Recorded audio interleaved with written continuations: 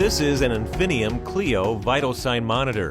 It can be configured to a standalone Spo2, NIBP, or ETCO2 monitoring device, or a vital sign monitor with the combination of all three functions. First, let's set up patient information. Simply tap on Guest on the upper left corner and enter patient information. Patient ID is required if you want to retrieve the stored data afterwards. Without a patient ID, all data will be cleared when the Cleo is powered off. Time and date setting menu can be entered by tapping on the time on the right upper corner. Currently, we have the display including all three functions. If you only need one or two functions, you can go to Setup, select Display Mode, and choose the desired display combination. Let's start with Spo2 function. Tapping on the Spo2 waveform window will enter Spo2 waveform setup. Here, you can change the sweep speed and the sweep color.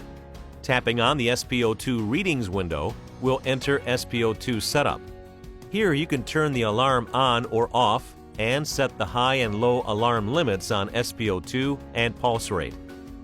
Here's the ETCO2 function. Tapping on the ETCO2 waveform window will enter ETCO2 waveform setup. Here, you can set the wave scale, sweep speed, and sweep color. The module type is set during production. Internal indicates this unit has an internal CO2 module.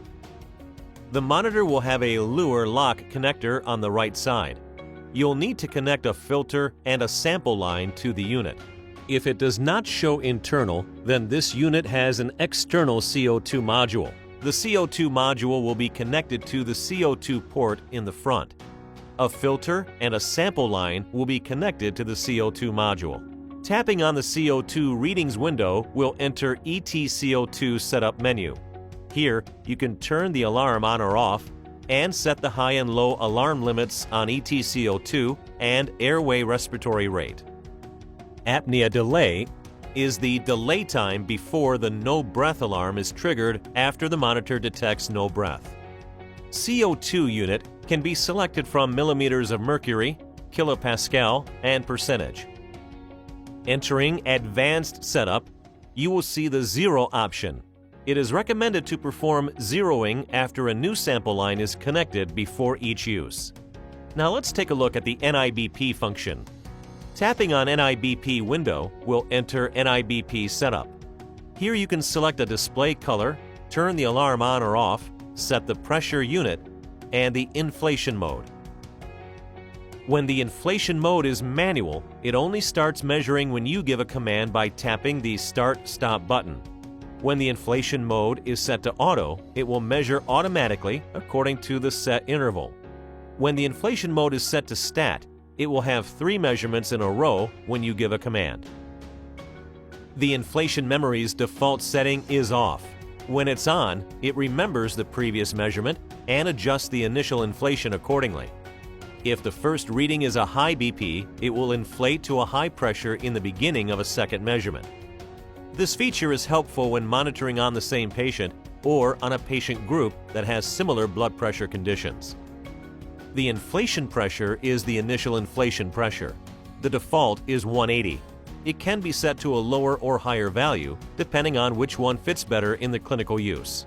In the Alarm Setup menu, you can change the high and low limits on the adult, systolic, and diastolic alarms. NIBP List gives you the history of the NIBP readings. Tapping on Mute will silence the monitor, including the device beeping sound and the alarm sound. Tapping again will unmute. Under the Setup menu, you can change the sound volume and brightness level. The alarm switch applies to all alarms. Cleo can be connected to its designated printer with an Ethernet cable.